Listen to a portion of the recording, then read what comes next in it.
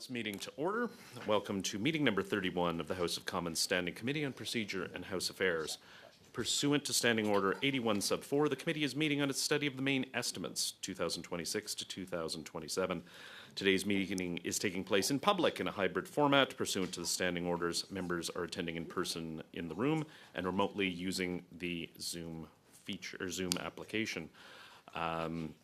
Before I continue, I would ask all in-person participants, I hope all of you are familiar with this, consult the card on your table.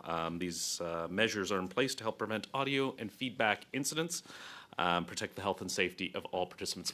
For those who are struggling to find their card, don't worry, just speak into the mic and don't put your earpiece. I shouldn't joke about that. Anyway. A few comments for the benefits of the members. A reminder that all comments should be addressed to the chair, Mr. Speaker. So if you say you, you're referring to me. Just, yeah. For members, thank you. That was a speaker joke. For members in the room, raise your hand if you wish to speak. Madame Normandin, if you wish to speak, use the raise hand feature. I would now like to welcome our witnesses for today, and there's some additions, so give me a moment, please. So, of course, the Honourable Francis Scarpelleja, Speaker of the House of Commons.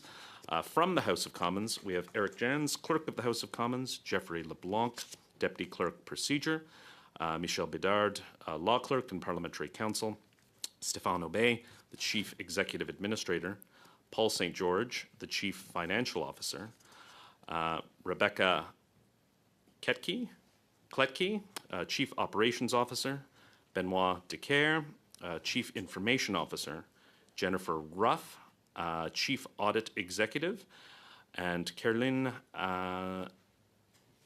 Evangelidis, a Human Resource Officer. My apologies. Name tags will be delivered shortly. It's, even though we would prefer Madame Normandin to be here in person, we have a lot of witnesses and some of them are taking up her spot, but I'm sure she doesn't mind. So we will now turn to the Speaker for his opening remarks.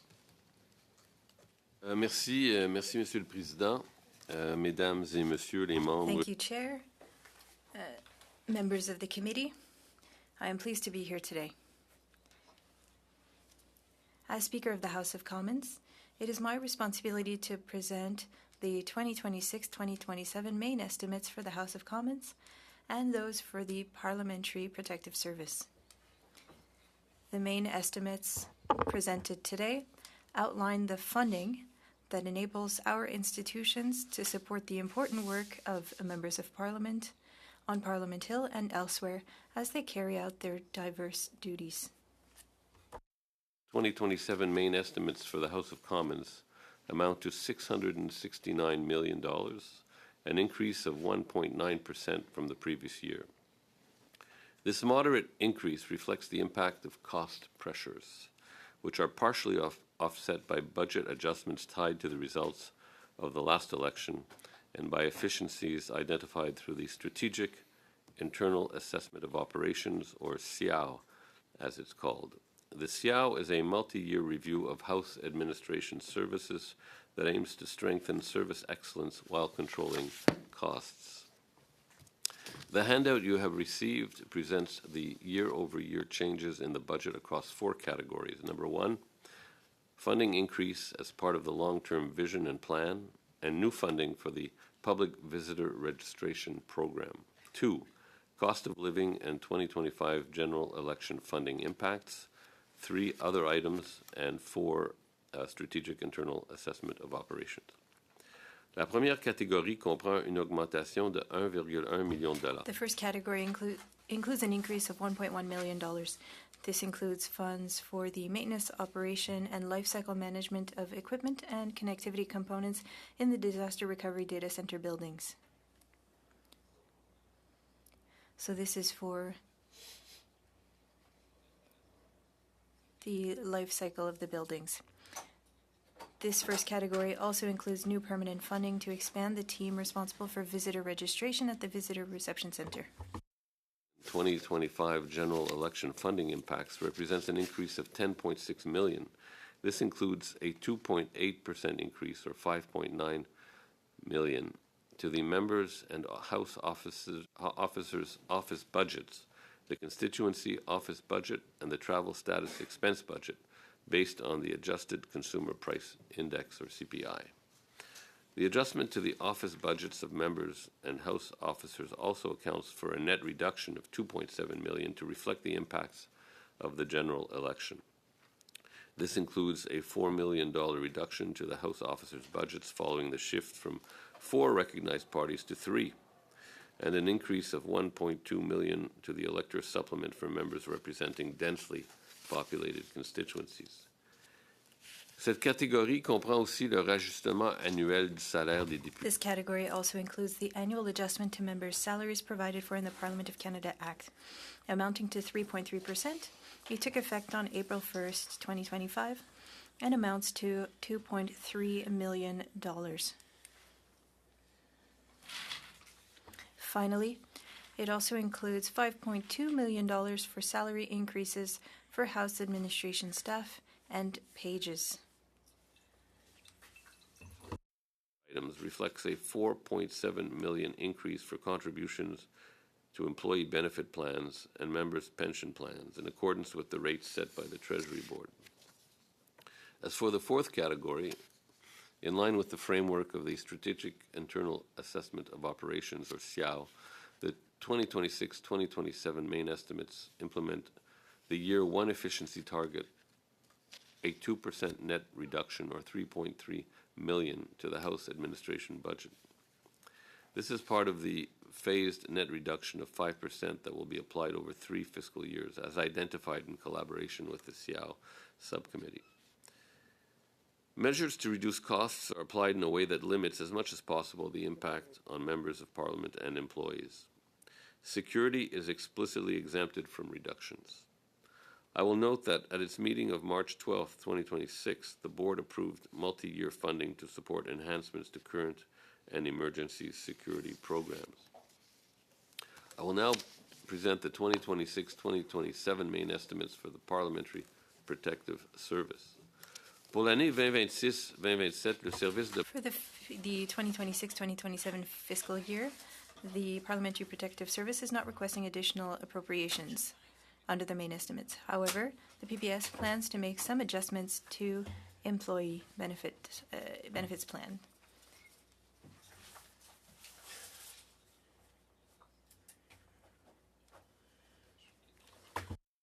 Fiscal year, the amount for the statutory employee benefit plan increased by $1.3 million for a total budget of $120.9 million. The 3 other adjustments to the PPS employee benefit plan include: 1, the transfer of funds from operating and maintenance to increased overtime expenses. This change better aligns budgets with expenses and increases the employee benefit plan by $179,802. 2, there is an increase in revenues for services offered from $1.5 million to $2 million. The monetary impact of this change is an increase of $164,000 to the employee benefit plan. 3, dans un troisième temps, il s'agit d'une augmentation au régime d'avantage. Third, there is an increase to the employee benefit plan as prescribed by the Treasury Board Secretariat. This increase from 15.3% to 16.4% amounts to $969,687. Overall, therefore, these adjustments have no impact on PPS's approved appropriations, which would remain at $106 million. It is PPS's intention to not seek additional funding while maintaining a level of security service essential to the entire parliamentary community. Mr. Speaker, Mr. Chair, this concludes the overview of the 2026-2027 main estimates for the House of Commons and Parliamentary Protective Service. We would be pleased to answer your questions. Thank you so much. Just to let the Speaker know, typically we give witnesses 5 minutes to speak. No one rose on a point of order, so just keep that in mind should anyone in this room have an SO31 coming up. Not so... But now we will turn to... Provisions have already been made for that. Excellent news. We'll now turn to Mr. Cooper for 6 minutes, please.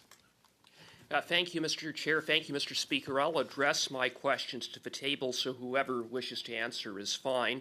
MPs are explicitly forbidden from benefiting from expenses that they charge to the House of Commons, correct? Yes. Okay.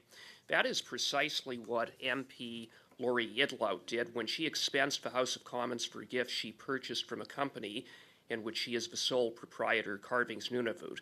She did so not once, not twice, but on 4 separate occasions with a total value of purchases of $1,756, which she charged to taxpayers. Ms. Idlout says that she has since repaid the money. On what date was the money repaid? I don't have that date specifically. My recollection, it was several days after. Paul, do you know? I don't have the specific date. We'll look as we continue with the questions, and we'll come back to that. My colleague, Mr. Barrett, wrote to the Speaker's chair of the Board of Internal Economy on March 14, 2026 to raise these inappropriate charges. Was the repayment after that letter? Yes. Okay, so she repaid the money only after she got caught effectively pocketing the money. Now, whose name was on the repayment tendered? Was it Ms. Idlout, or was it some other person or entity? I don't have that at hand. We'll have to, find it and get back. If you could undertake to do so.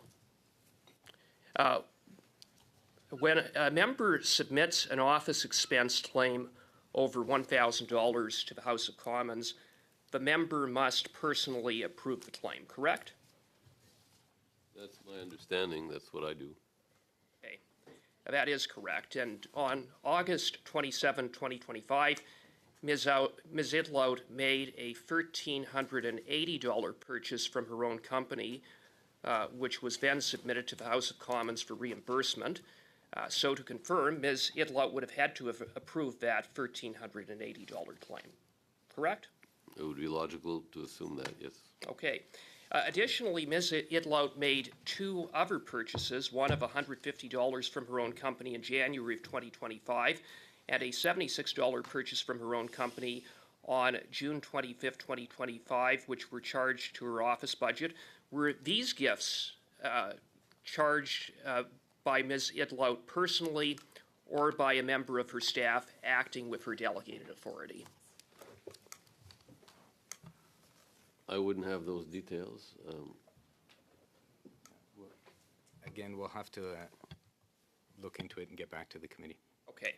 So if you could undertake to do so. Now, Ms. Idlout purchased these gifts just weeks before and just weeks after last year's general election, which she won by only 41 votes. House policies provide that no single gift can cost more than $150. So that means she had to have sold herself at least 12 separate gifts from her business to hand out. Do you have any information on who she gave these gifts to? I don't personally have any information. Is that something the Board of Internal Economy is looking into? It was raised at the last board meeting, and it will be coming back to the next board meeting. Okay.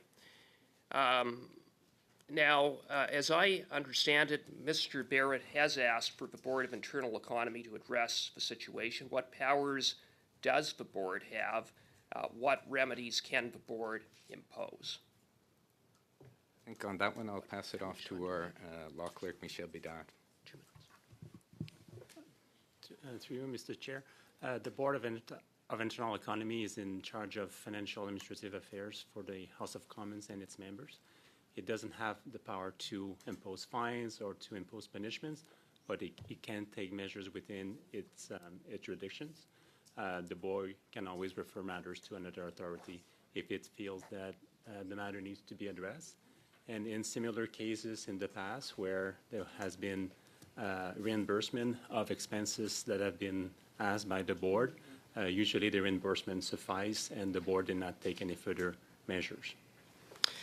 On that last point, has the board ever asked for a member to make a repayment exceeding the fair market value of resources inappropriately used? When the administration briefed Boy on the appropriate measures that will be sufficient to address an expenditure that was not consistent with the bylaw, the reimbursement was based on an assessment that was made pursuant to a fair market value. Okay. Now, I would just observe in closing, Mr. Chair, that Ms. Idlout claims that these charges were made in error.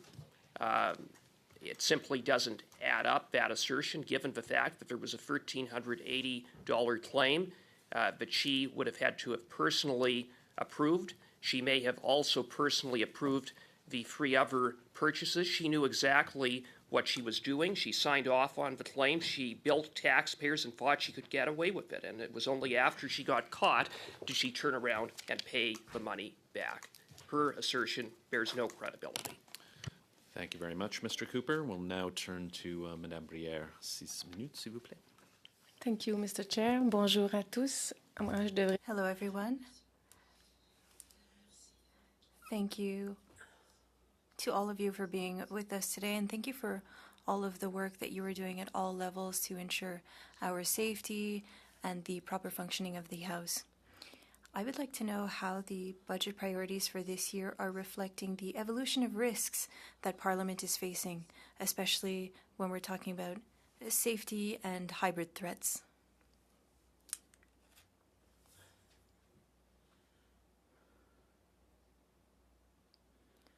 I think that my colleagues can respond. It implies working with the Office of the Sergeant-at-Arms. I guess I'll speak to où je peux parler par rapport à l'environnement de sécurité. I can speak to the security environment and the efforts being made generally, knowing that we are in public today. In our budget, specifically in the previous budget, there was an increase for programs for safety, programs for all parliamentarians. On the Hill, we have increased the number of programs so that parliamentarians feel safe when arriving on the Hill. We created a program that we call Walk Safe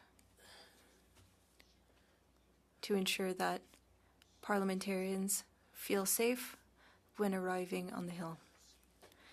We have also added resources for training our members. I'm pleased to announce that we received the keys for our newest training center for PPS. It opened recently. This will increase our capacity to train our staff and to work on potential scenarios, and we want our members to be aware of their mandate. We also have a program that we've been working on for a few years. We are focusing on exercises that replicate potential situations we could face here on the Hill. And again, we are working with our internal and external partners. So we have interoperability, which would allow us to support the various teams if there were an incident here on the Hill.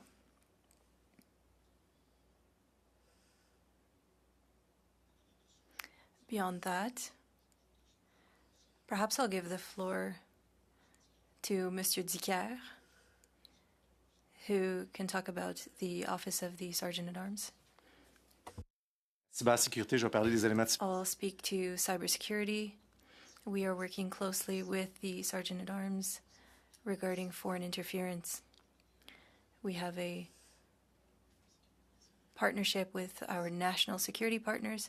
Cybersecurity is an essential priority for the House of Commons. Parliament is a prime target for sophisticated actors. So there are investments being made, and you saw that in our presentation a few years back. This is still significant for maintaining our infrastructure.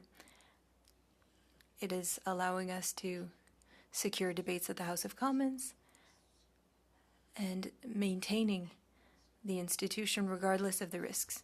So these investments are targeted in order to protect Parliament and to ensure the continuity of parliamentary operations.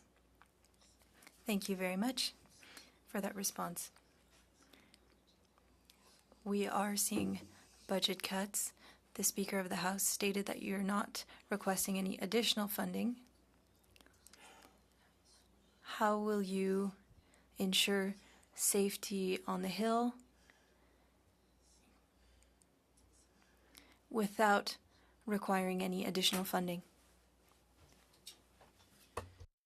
Je peux vous dire qu'on a quand même un budget assez... Our budget is quite significant, and it allows us to meet all of our security goals. There are some programs that were tabled for a little while because we are still working on programs that we have in place now before moving on to new ones. We're satisfied that with our current budget, we will be able to meet all of the goals that we have set for ourselves. We have a training program, which is something that we've had for a few years that we are continuing to improve upon. We have the program with the different exercises as well. We've also added a canine element. I don't know if you've noticed that recently, but this is something that we were able to do without any additional cost because we're working with the RCMP. So a few times a week, you'll see that canine element at the vehicle screening facility. May I add for the House of Commons, as the Speaker said in his opening remarks, in March, we made a submission to the Board of Internal Economy in order to get more resources for security here in Ottawa on the Hill, but also for the riding offices and for parliamentaries' residences and for cybersecurity, which was helpful. Thank you. Thank you so much. Just one point, just the mics are very sensitive, so to our witnesses, just be careful if you're shuffling papers or talking with your hands, just be careful not to hit the mic. It can be very loud in our interpreters' ears. So we'll now go to Madame Normandin, 6 minutes, s'il vous plaît. Merci beaucoup, Monsieur le Président. Thank you, Chair. First question on cybersecurity, perhaps Mr. Dicker can respond.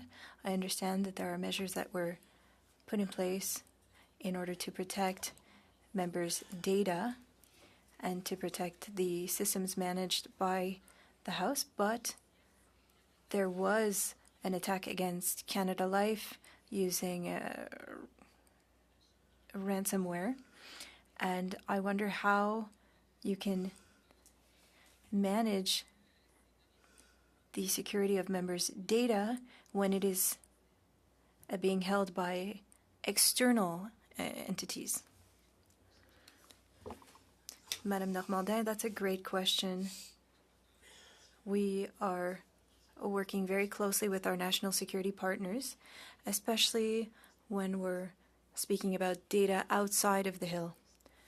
In that specific case, it is a service offered to the Government of Canada through Treasury Board. So with my colleague Carolyn, who is responsible for human resources, we have been working closely with Treasury Board to understand the scope of the impact that this could have on our members, and we want to take the steps in order to respond.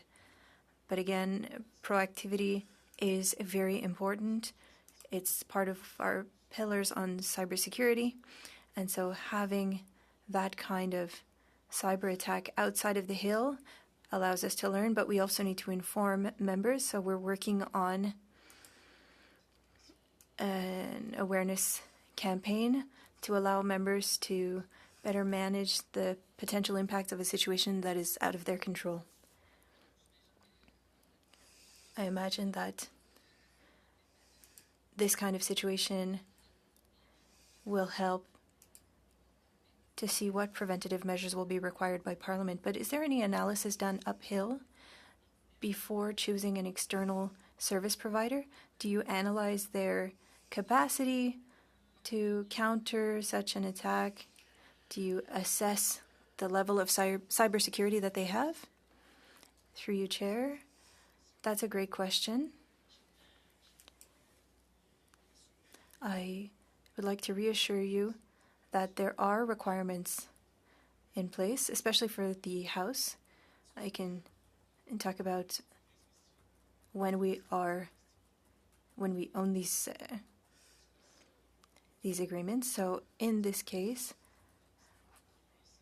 the requirements apply for contracts of a significant scope that have sensitive data.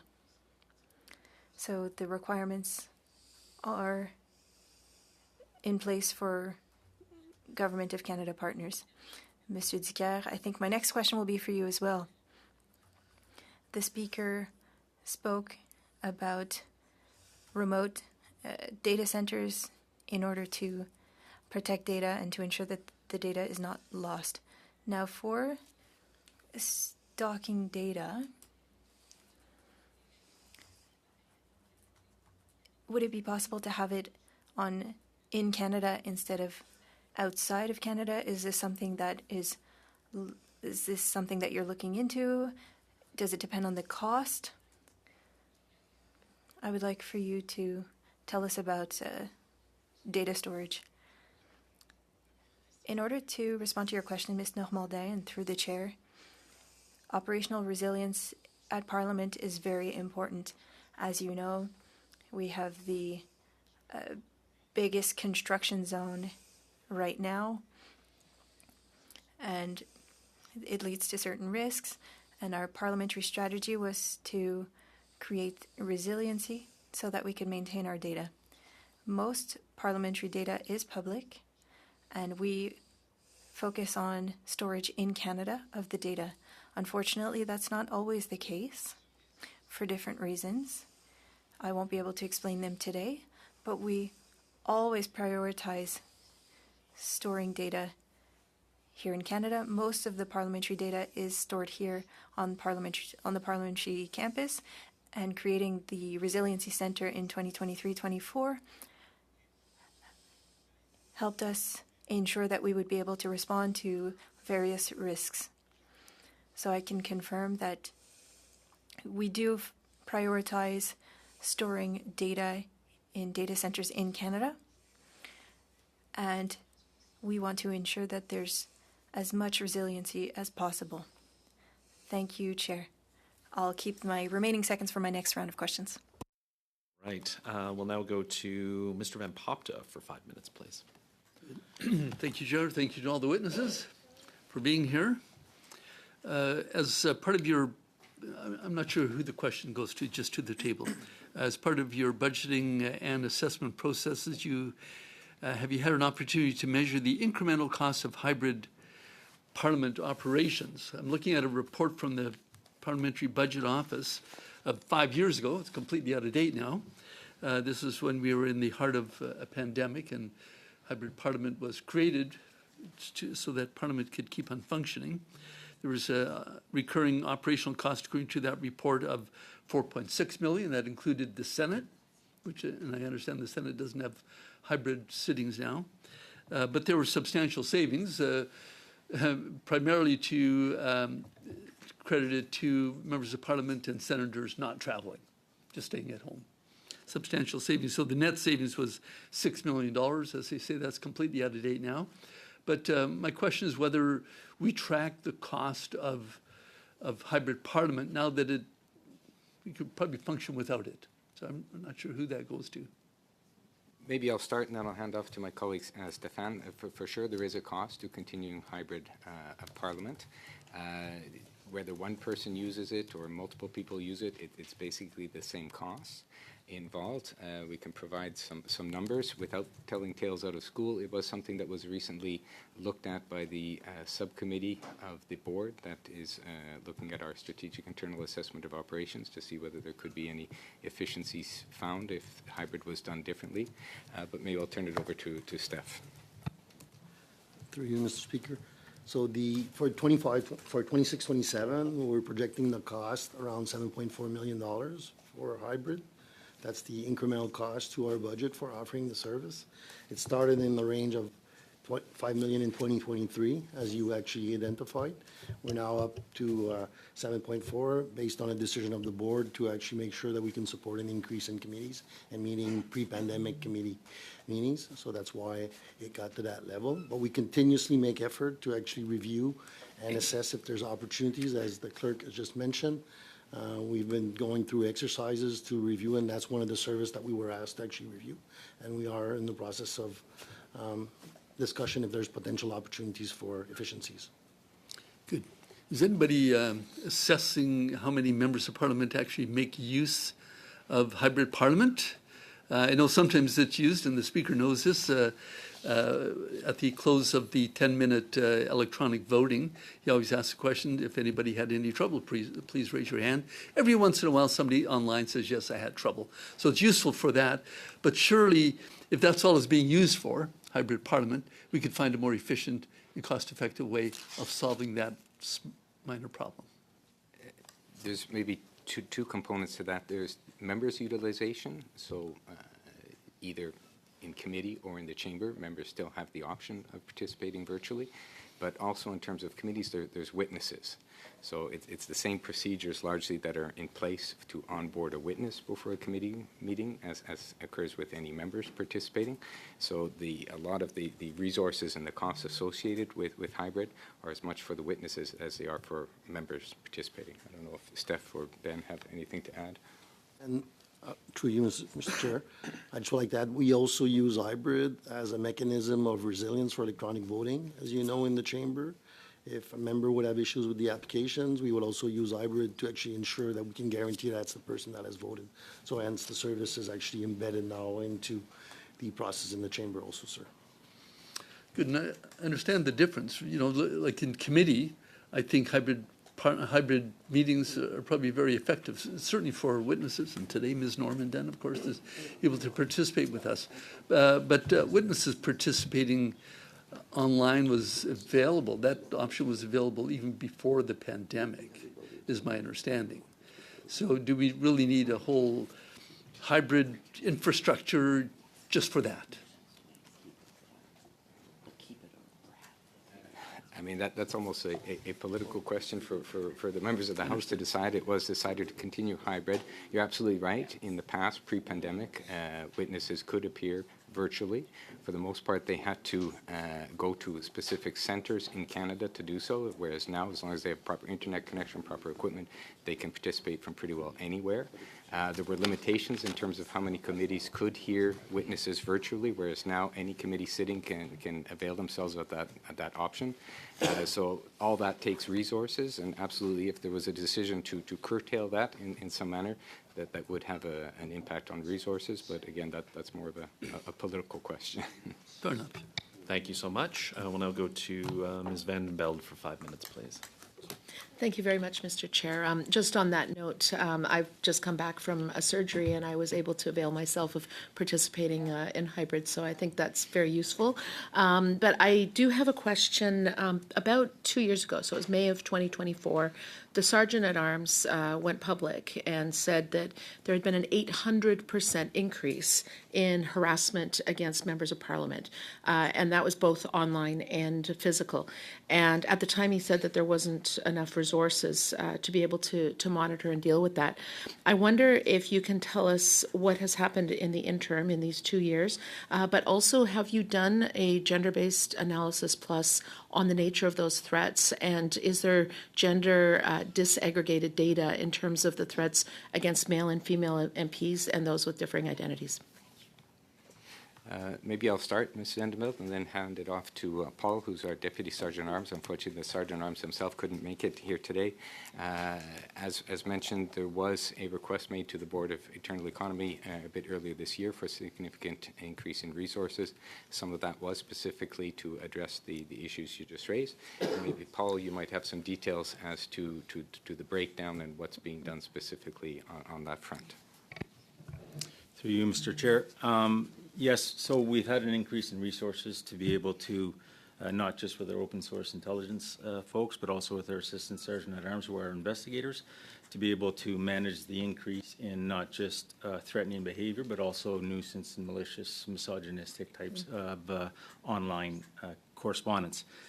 In regards to that, we do have a very robust records management system where we correlate every single incident and file, and if there is, we can differentiate between, we have different categories of if they're misogynistic and et cetera.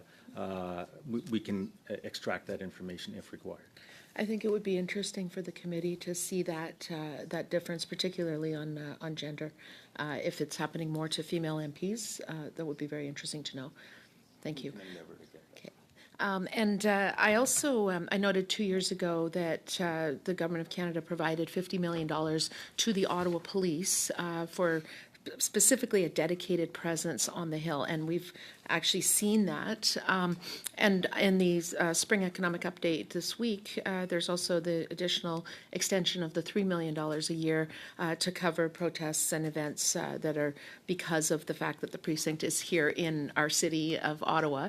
As a local MP, I'm very interested in how that's going, how that's interacting. I know that there's already a layered and blended security measures between RCMP, Ottawa Police, and the PPS.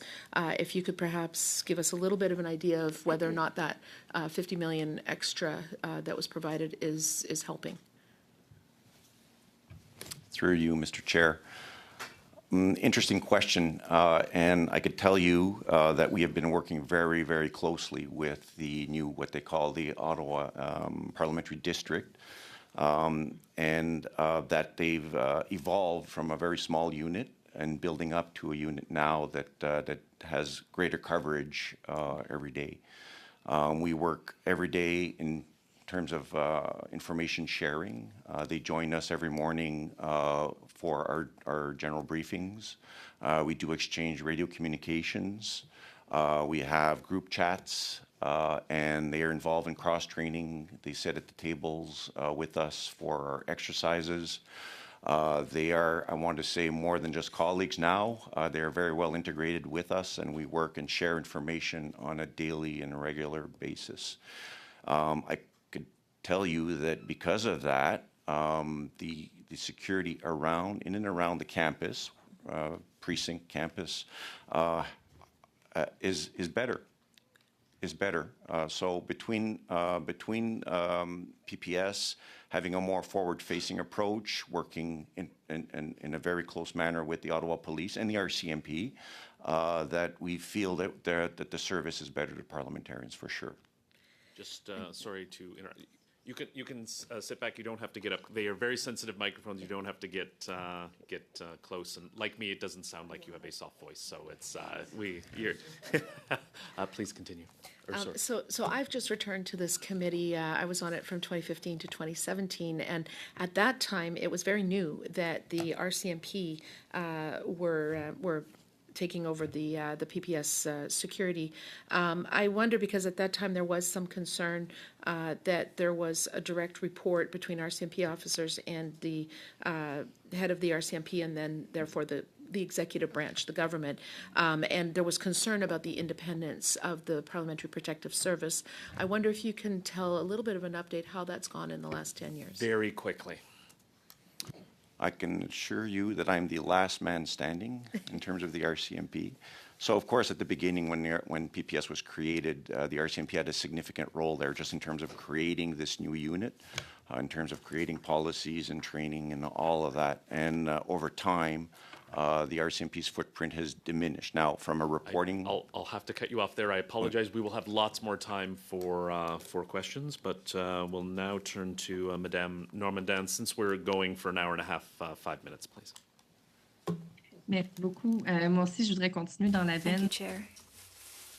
I would also like to talk about the physical safety of parliamentarians and incidents against elected officials. I understand that last year a report was published in the media. We were talking about 1,300 incidents against parliamentarians and officials in 2022. There was an increase to 2,600 in 2023. There were about 3,500 in 2024. Can you talk about this trend? Was there another increase from 2025, 2026? I would also like to know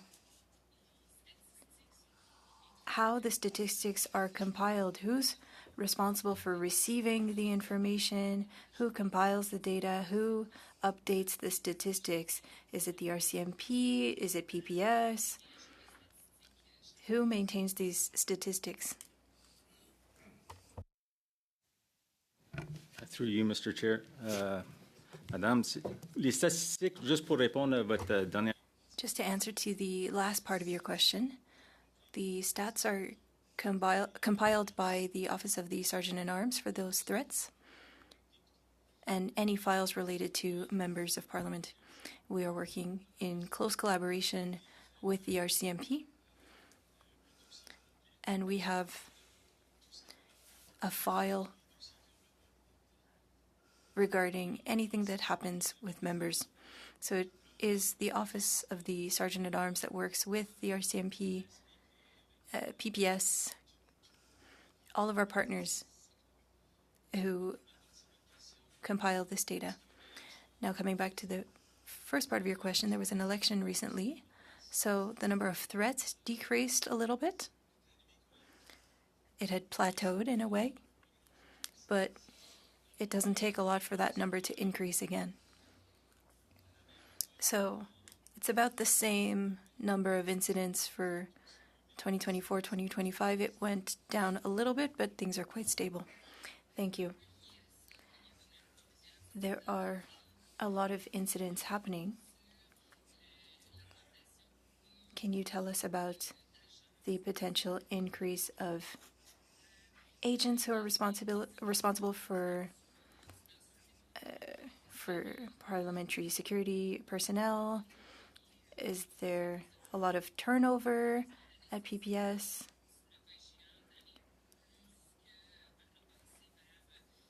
Are you having to offer more overtime? Can you give me an idea of how things are going?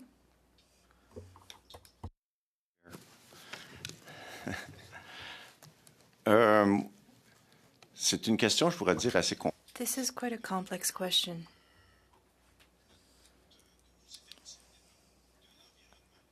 Our staff really depends on the environment. So on a day-to-day basis, we have a set number, and depending on the threat or the risk, we'll increase those numbers. So we have a scale. When the two houses are sitting, there's more staff or more personnel. So we work on all of this internally. So we are quite satisfied with our numbers.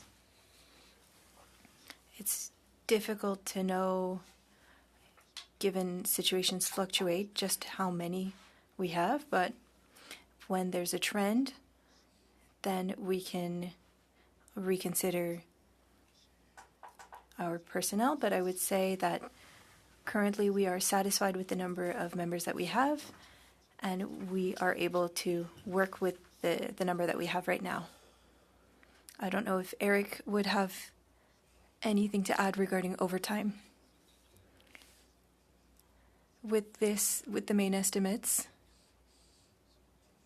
and for overtime, it increased to $3.3 million. That's a budget item, but there has always been overtime going beyond $5.6 million, and for the year that just ended, overtime was at $7 million. So that just gives you an idea. But there were years where there were a lot of things that happened, and that went up to $11 million. So we do have some flexibility in the budget, but in the main estimates, we increased the base budget for overtime because this is something that is constant. There's overtime because of holidays, for example, and then it depends on daily operational needs and potential threats and events. For those years where Canada Day was hosted on the Hill, for example, well, it required a lot of overtime. And Mr. Monette, I do understand you probably spent the first 20 years of your career speaking right into the radio, so we appreciate your service and commitment to the public safety. And Mr. Calkins, 5 minutes, please. Yes. Thank you, Chair. Mr. Monette, if you find the Chair disagreeable, feel free to run a 1028 and a 1029 on him anytime you want. See what happens. I'm going to go and ask a couple of questions, again, going back to the cost of hybrid. Can we get some statistics on usage, just for the edification of the committee, on how many members? I know I just recently used this. This is not me prepositioning any negative connotations. I was sick 2 weeks ago, and I actually joined this committee both days that time because I didn't want to get anybody else sick. But I am fundamentally curious about what the uptake is because, by and large, everybody seems to be back at work. I know it was a different time. So, Speaker, if you could have somebody from your crew here get back to us with this.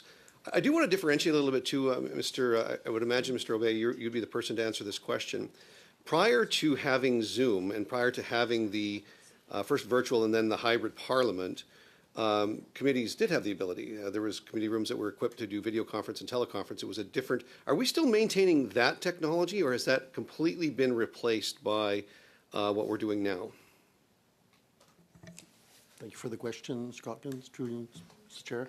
So we did replace completely the infrastructure within the committee rooms.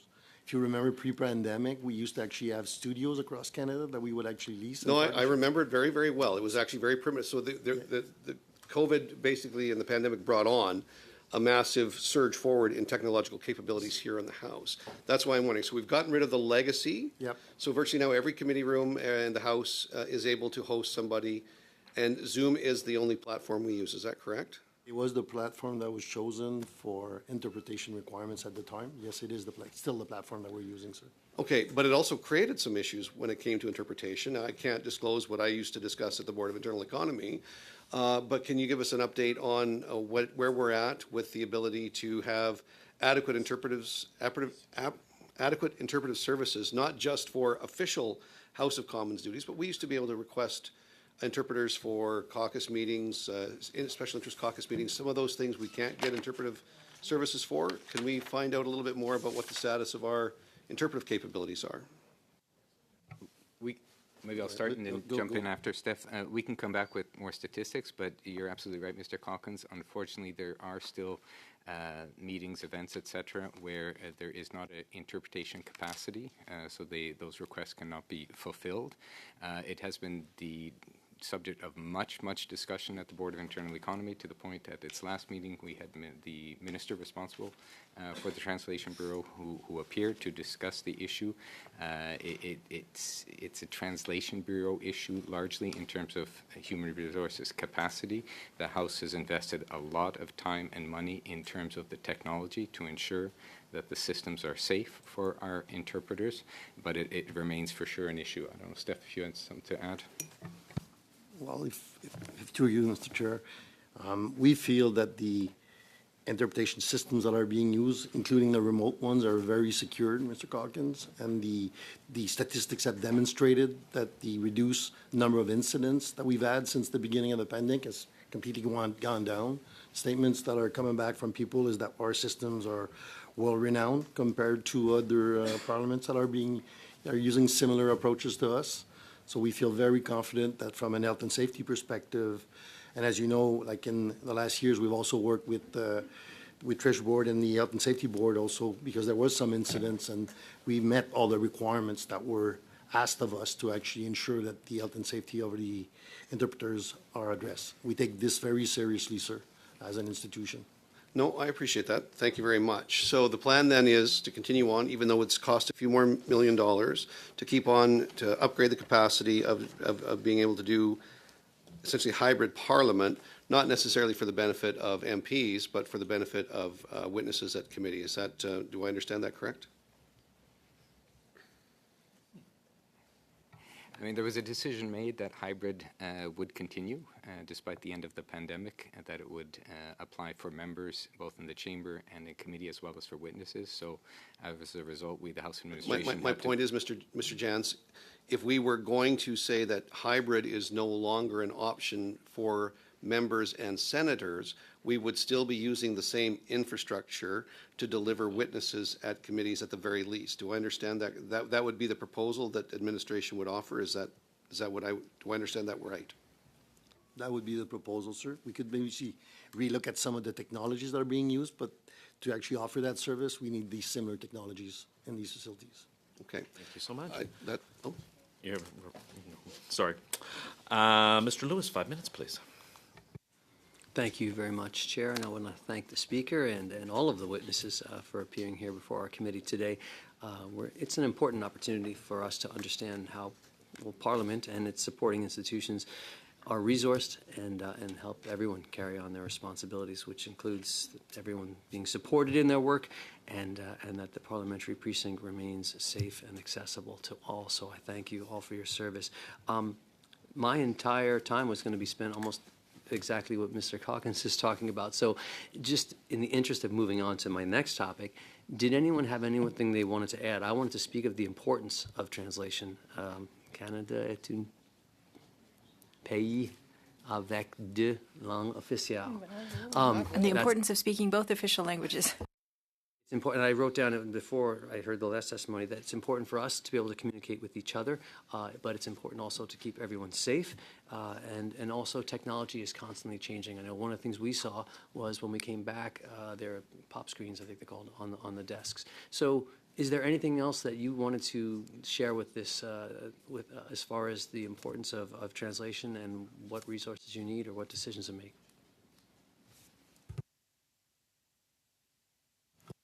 As I understand it, well, yes, you're absolutely right. The business of the House must be properly communicated using interpretive services in both official languages. My understanding, based on the discussions we've had at the Board of Internal Economy, as well as discussions that included an appearance by the Minister responsible for government transformation, is that there's not a huge surplus of interpreters in the country, and this is becoming a major challenge. But in any event, it is translation and interpretation is a service of the Department of Public Works and Government Services Canada.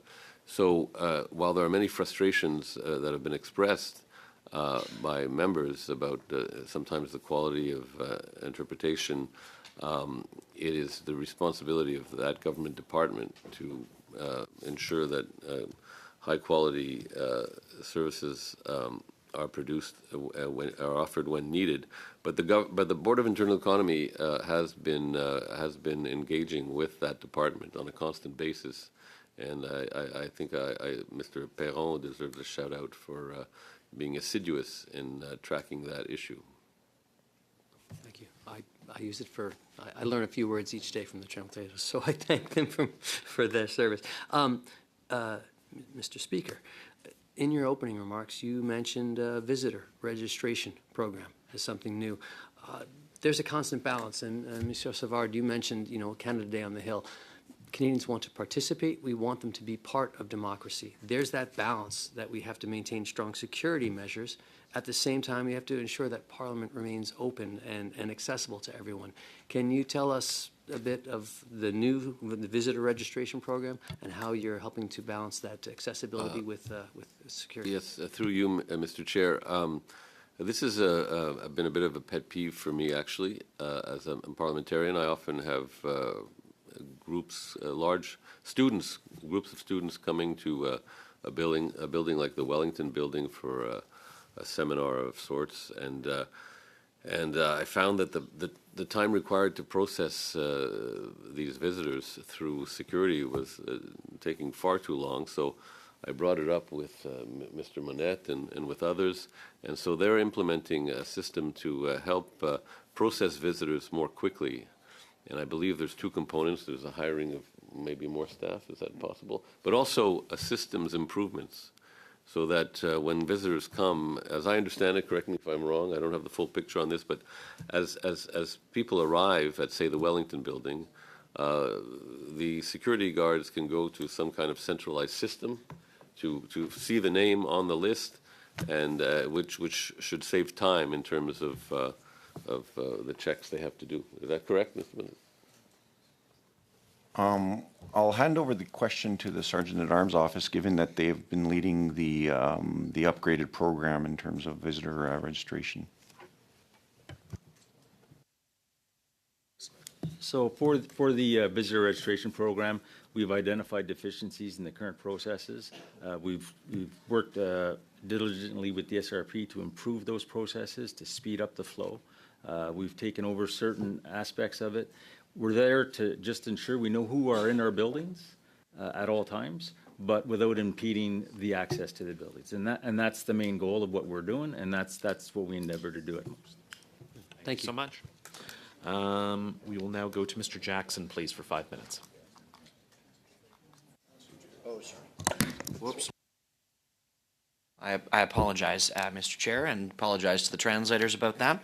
Thank you, Mr. Speaker, and your team for being here. I just want to follow up a little bit on some of the interpretation hybrid parliament questions. Of course, I'm new here, and so was not familiar with the old system that members dealt with prior to the pandemic. And I'm just curious. We do see it used frequently in committee. Maybe not frequently, but often, particularly for witnesses. I come from rural Manitoba, so if I have a witness appearing at a committee from there, it's very difficult and expensive to get to Ottawa. I see the benefit of that. I'm just wondering if there is a method by which we could keep it for committees but not for the chamber. Has there been a investigation into that or feasibility around that? Jeffrey and I. Mr. Jackson, of course, the decision will ultimately be left to members as to what they would like to use. There are costs associated with the chamber. That is clear. The main use that the system in the chamber gets today is for the voting application. There's very few members who participate virtually in order to give speeches, for example. There are some, but not very many. But the main value, I think, is in the event that there's a failure with the voting system, that members have an opportunity to participate by video conference and have their vote count. Is there an alternative means to accomplish that? If members wanted to say that was if there was no longer a desire to have hybrid participation in the chamber, could we come up with an alternative? We probably could, and there would probably be savings associated with that, yes. Okay. Thank you for that. I appreciate that very clear answer. And just to be clear, that the voting app itself is not reliant on there being a virtual option for the chamber. It's just the backstop.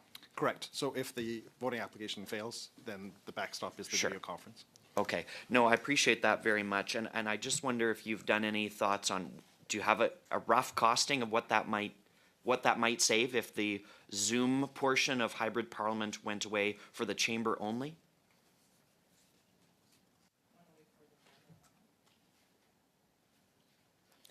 That's what the Senate did that. Right. Yeah, nobody's using it. So our calculation is the chamber is about $1.2 million. Annually? Yes. Okay, thank you very much. So this is a discussion, help me because I'm new again. This is a decision that's made by the Board of Internal Economy?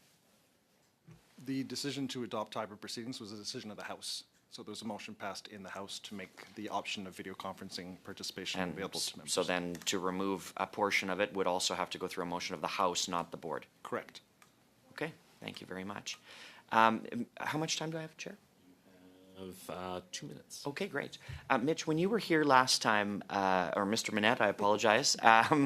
Feel like I know you, but thank you. I'm just wondering if there were some discussions about resources that your team was looking at with regard to drones and the parliamentary precinct. I wonder if there's been any further discussion on what resources that your team needs to assess and deal with a potential drone that's here for illicit purposes, and where that discussion's transpired with since you were here last. Through you, Chair. The drone program is a sensitive topic, but I can tell you that we've evolved in terms of developing our program in discussions with our partners. So the subject matter experts on drone and counter drone are the RCMP. They have and maintain a team. And so we are now at the point of evaluating and studying how we can work with those partners, all our partners, in terms of a drone or counter drone program. So we've recently at the NCR-SSC, National Capital Region Strategic Security Council, which is a council of the chiefs of police and directors of the law enforcement and intel committee, of which I sit on. We've recently launched a working group to look at how we can better approach this program. Now, we do have some technology now that's in place. In terms of resources, I want to say none required. We're evaluating and developing that program from within. However, going forward and as we determine where the direction of our program, we may have to come before and for additional resources. But for now, things are progressing well.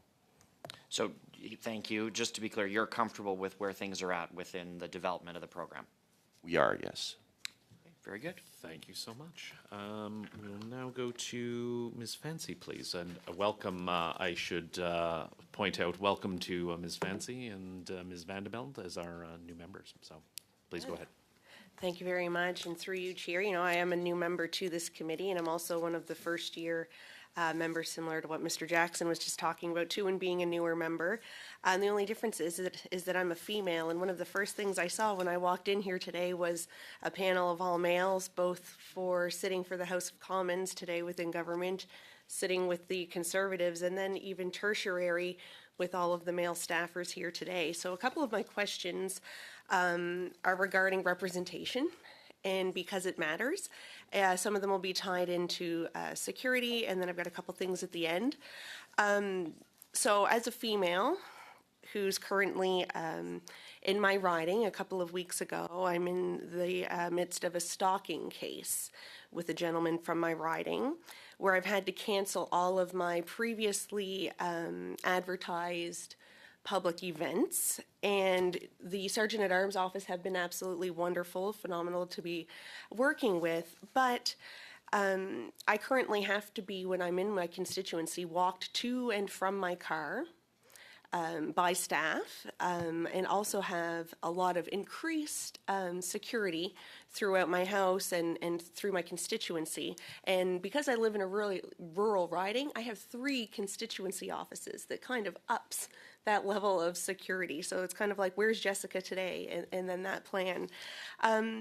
My question specifically is, are there any specific trends that you're seeing that are targeting women in elected office? Because this is only happening because of my capacity as an elected official. And how do they differ maybe from those other male MPs? Thank you.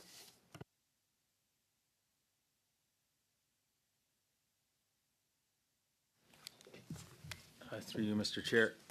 So if you're asking if there's specific trends, we will endeavor to make a further analysis of that.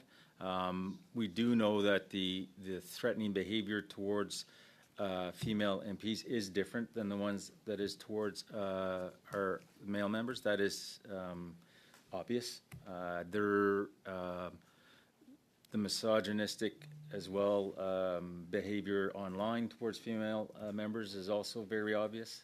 But if it's getting worse, we will make an assessment of that, and I can get back to you on that, exactly where we're at with that. But it is markedly different. The threatening behavior is markedly different between female and male members. And I really encourage you to take on that as looking for an analysis of the GBA plus. I know my colleague had mentioned earlier for that, and you said you currently don't have that as one of your key statistical analysis characteristics, I'm assuming. So if you guys could do that, that would be very helpful. And the reason why I say that is because in our last election, we know that a numerous amount of women from all parties either didn't run or didn't seek to reoffer. So I would really recommend that. Also on the theme of new members and dealing with harassment both in the precinct and or constituencies or in their home offices, have there been any changes in the number of complaints or concerns? Can you repeat that question, sorry? Yeah, in terms of, MPs working either here on the Hill, their constituency in home offices, have there been increase in numbers of harassment complaints? And what are they? Through you, Mr. Chair. So there has not been an increase this year. It peaked pretty much in 2024. It's plateaued, if you will. There is a consistent amount of complaints. If we look from online complaints, or online social media, it varies. It's flooded, if you will. But right now, if we're looking at what we're receiving, it's pretty much plateaued from 2024, 2025. Thank you very much, and I look forward to an update on how you're going to analyze the GBA plus portion to that. If I could just clarify that, Yep. It's not that we don't keep track of it, is I don't have it with me right now. Okay. I'd love if you could provide us with a briefing on that. That would be really good. And I also just as well want to put on the record in terms of, we talked a little bit about hybrid model today, in terms of the benefits that hybrid does allow. We had NPs on house duty. I know my colleague just said that they just got back from a surgery or whatnot. So allowing us to keep engaged within our job instead of having to go off on a specific leave is a benefit. I also want to talk about, I am from a rural community, and Canada is such a large place. Being able to have a hybrid environment also allows people the opportunity to be witnesses where they might not have been able to come to Ottawa to serve on panels, as well as voting in short notices. And I also wanted to say, in my talks with security and whatnot as a female, I do want to say that if and when it does happen, that the Sergeant at Arms has been so helpful and supportive in that. So it's not Thank mean you. as a slight to what your job is. I'll It's have just to mean. interrupt you. Sorry, my apologies. We're well over. And we'll go to Madame Normandin. 3 minutes, s'il vous plaît. Merci beaucoup. Thank you, Chair. I would like to come back to the matter of interpreters. I understand that interpreters might be quite rare. Can you tell us about the impact that this has beyond on the House and committees? I imagine that the House and committees receive priorities over parliamentary events and informal meetings. Is there an additional pressure given the other requests for interpretation that are not linked directly to the House and committees? I'll start and then I'll give the floor to my colleagues. That's a good question, Ms. Normandin. The priority is always given to the House and then committees and then national caucus meetings. But there are cases where a regional caucus or a caucus for a specific event might request interpretation and they will not be able to have interpretation services. Now, on another topic regarding online threats towards MPs. do you collect data regarding where these countries, where these threats are coming from? Which countries are targeting MPs the most?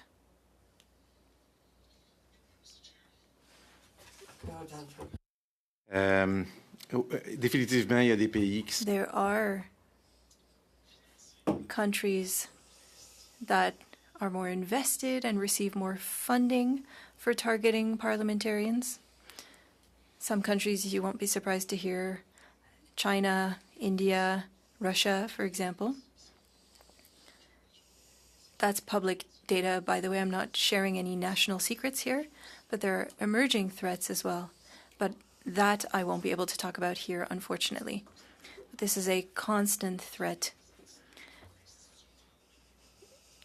It impacts institutions, but parliamentarians as well. And there's AI, there's deepfakes being used, the sharing of disinformation and misinformation. There are a lot of new actors and emerging actors there. Thank you. Chair, did I have 2.5 minutes or 5 minutes? And so, if you said, but I think there was a follow-up. Through you, Mr. Chair. Notre programme de sources ouvertes pour les menaces contre les... Our program for threats against MPs, well, most threats come from within Canada, but there are also threats coming from outside the country, but most are Canadian. Thank you. Mr. Cooper, 5 minutes, please. Thank you, Mr. Chair. Hybrid proceedings for the Chamber cost taxpayers $1.2 million annually. What is the average daily utilization rate of remote participation by MPs in House of Commons Chamber proceedings? And by participation, I'm specifically asking about members participating in proceedings via Zoom, not calling in or Zooming in to clarify their vote. I don't have the statistics for the chamber. I do have some statistics on committee. I suspect the number is very low, though. As you have observed, there's very few members who participate actively by giving speeches or asking questions online. Could you undertake to provide the numbers for the chamber? We'll do our very best to do that, sir. Okay, yes. And what about for a committee? For committees, the statistics that we prepared show that on average, about 2/3 of committee meetings of public meetings have some virtual participation. In some cases, that's where there's only an MP participating virtually, about 11%, where there's only a witness, about 41%, and about 15% of meetings where there's both a member and a witness participating. Those are for public meetings. So 11% of the time MPs are participating in committee via Zoom. So where there's only a member participating virtually, about 11%. Where there is a member and a witness participating is about 15%. Okay, thank you for that.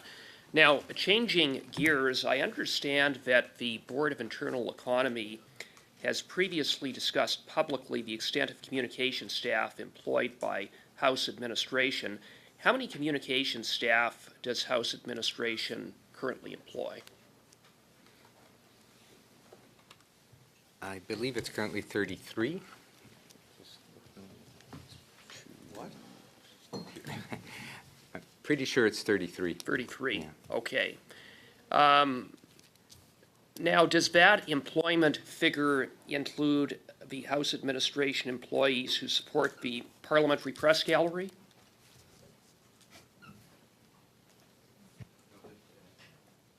The Parliamentary Press Gallery Secretariat is a separate directorate within the House administration. But there are House of Commons employees that support the Parliamentary Press Gallery, correct? Correct. And what is that number?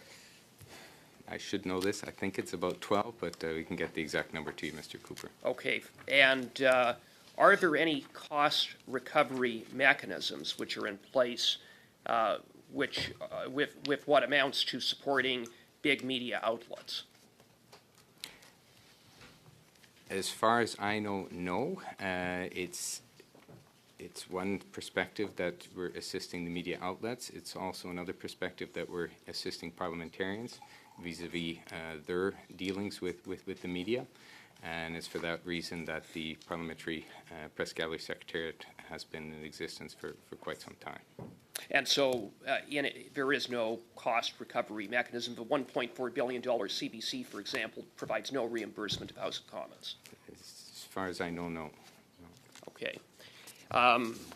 Now, also on a different note, with respect to translation and interpreters, Mr. Abe, you indicated that there had been a decrease in terms of the number of incidents in which interpreters are injured, but it would be fair to say that since the adoption of hybrid parliament, there has been a significant increase in the number of injuries. That would be fair? There was an increase since pre-parliament, sir. Yeah, and I understand that that increase at one time spiked to a 9-fold increase. I don't have the stats in front of me, sir, but it did increase. Mr. LeBlanc, you seem to be nodding that that was the figure. I don't know the exact percentage, but it is fair to say that it did increase, yes. And so how many injuries, for example, were there in 2019, the year before the adoption of hybrid parliament? Through you, sir, I don't have that number with me here. We provided to the board previous statistics, and we could bring them back. If you could undertake to do so. And Mr. Abe, you indicated that the number had been declining. Are you able to elaborate on what those statistics look like in terms of occupational incidents?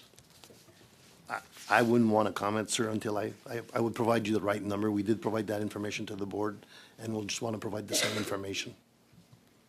That's 5 minutes. Okay. Almost exactly. Okay. I might have taken a second from you, which I will give you in the future. To be fair, everyone else has gone above, apart from you. You're the only one I've taken time from. I do apologize. So what we will do, I will go to Madame Kaibaga for 5 minutes. That will be the end of the questioning. I'll suspend the committee for a couple of moments. We have a couple of items to vote on, and then we'll adjourn. But Madame Kaibaga, 5 minutes, please. Thank you, Chair. Through you, Chair, I'd like to know, in terms of the House of Commons staying ready, obviously the hybrid model was set up because of pandemic like COVID.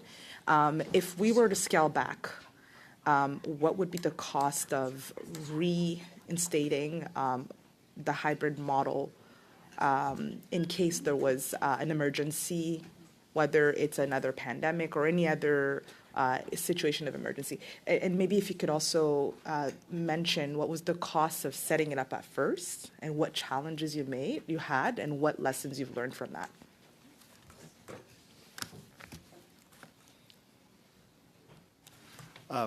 In terms of the costs of setting it up, there's a few different costs involved. There's a technological cost in terms of the technology that we use and the infrastructure that we've had to build to support it. There's also the large portion of the costs are staff, in terms of the staff who support the different meetings, both of the House and of committees. I can give you the exact numbers, which I don't have. How many staff is that? Pardon me? How many staff is that? Gosh. Find out. I can give you the number. Yeah, that'd be great. So you have to let them go, basically, right? Go ahead. Go, Jeffrey. I was going to say, if it were the desire of the House to do away with hybrid proceedings, the question we would still have is how do witnesses participate? Would we continue to offer that service for witnesses, or would we? I don't know that we can go back to the system that was in place before the pandemic, where we brought people to studios. I don't think that business model exists anymore. So on some level, I suspect we'd have to continue to offer some sort of video conferencing service for committees. If I could add to the statement through you, the Chair. One of the benefits that we've had is that the same infrastructure is used also for actually televising the proceedings. So all committees now are being televised versus pre-pandemic, we had audio-only committees. So through that video infrastructure that was in place through every committee, we now have the ability to deliver video of all committees.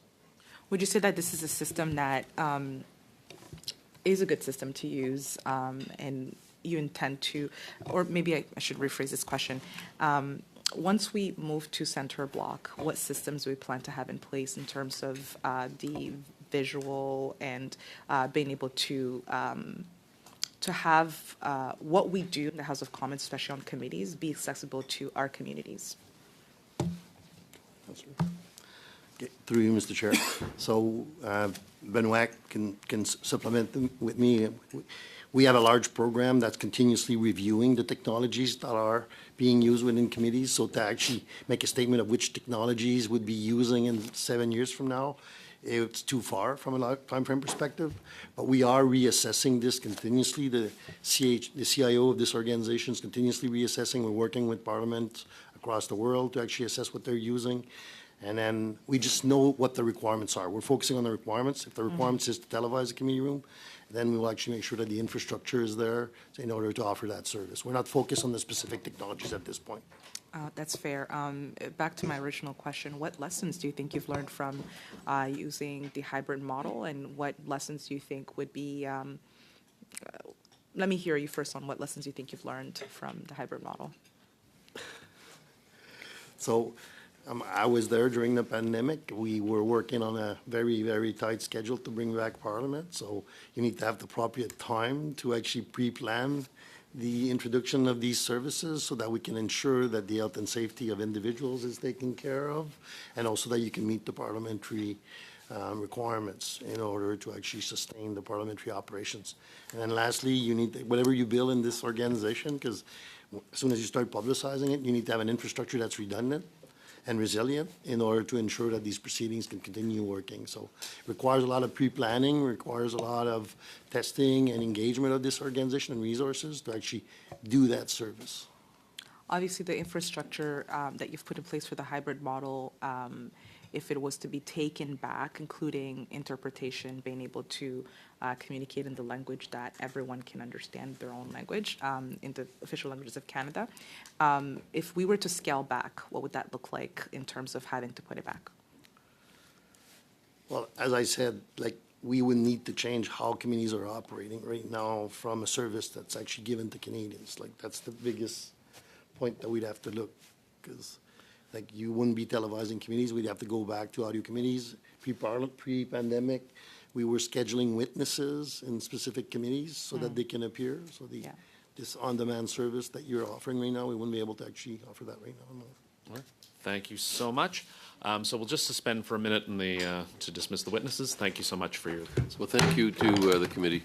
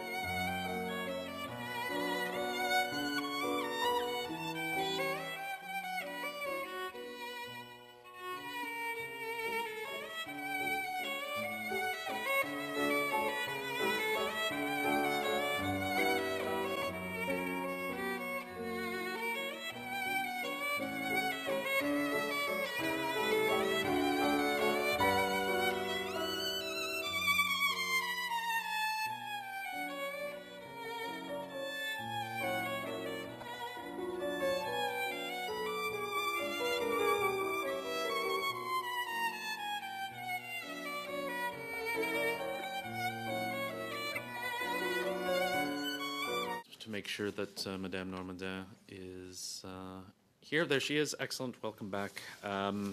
There is a suggestion that we group all 4 of the votes on the estimates. There was, if that's the case, I hear yeses, and on division, on division? Madame Normandin? Okay, on division, it's carried. I understand there may be, Madame Kayabaga, please. Yes, Chair. I'd like to seek a UC to put a motion to the table. Go ahead. Do I have to? Perfect.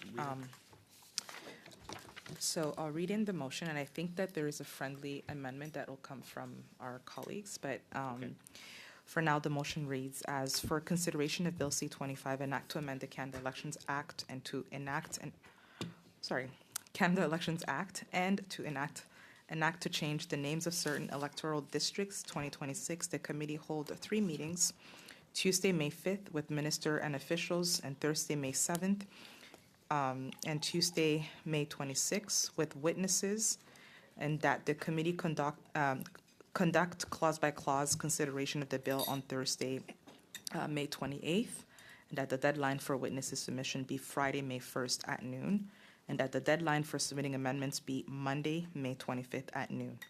And my understanding is that the friendly amendment from my colleague will be at switching out the word conduct to begin.